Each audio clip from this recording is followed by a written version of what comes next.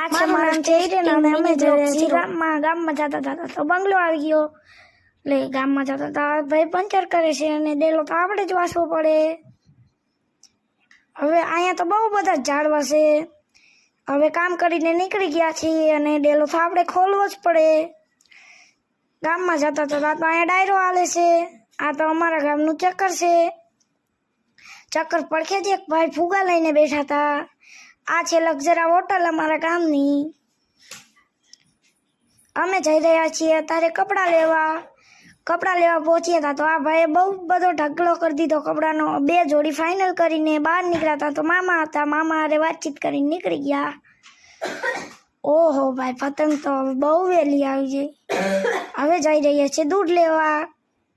દૂધ લઈને આવી ગયા. જમવામાં છે રોટલી, દૂધ અને ડુંગળીનું